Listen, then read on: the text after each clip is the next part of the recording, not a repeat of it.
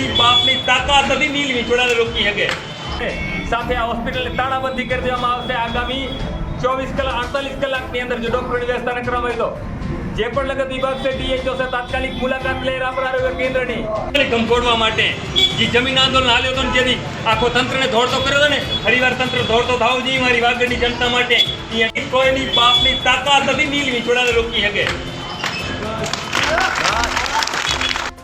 રાપરના સામૂહિક આરોગ્ય કેન્દ્રમાં પ્રાથમિક સુવિધાઓનો અભાવ, નીલ વિજોડાએ કર્યા આકરા પ્રહારો. રાપર સામૂહિક આરોગ્ય કેન્દ્રમાં ડોક્ટરોની ઘટ, સ્ટાફની ઘટ, ડોક્ટરની અનિયમિત હાજરી, આરોગ્ય સુવિધાનો અભાવ, વિવિધ મુદ્દાઓને લઈ સુવિધા પૂરી કરવામાં નહીં આવે તો આગામી દિવસોમાં સામૂહિક આરોગ્ય કેન્દ્રમાં તાળાબંધી કરવામાં આવશે.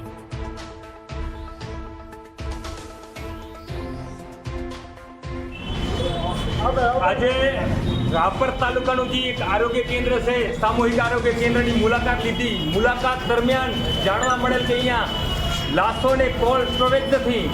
માનવતા કેટલા હદે ગઈ છે કે કોઈની અંતિમ ઘડી ઉપર જ્યારે માનવ દેહ છોડી જતું હોય અને એના દેહને પણ આપણે રક્ષણ નથી કરી શકતા ત્યારે આ બહુ ગંભીર ઘટના છે. સાથે કોઈ ડૉક્ટર હાજર નથી. અહીંયા પીડાના ઈલાજ માટે આવે છે પણ પરંતુ અહીંયાથી ઈલાજની જગ્યા ઉપર વધારે પીડાઓ લઈને જઈ રહ્યા છે.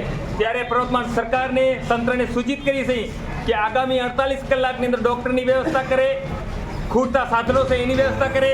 અધધન સાધનો પડેલા છે 2-3 કરોડ રૂપિયાના પણ એને ચલાવનારો કોઈ વ્યક્તિ હાજર નથી.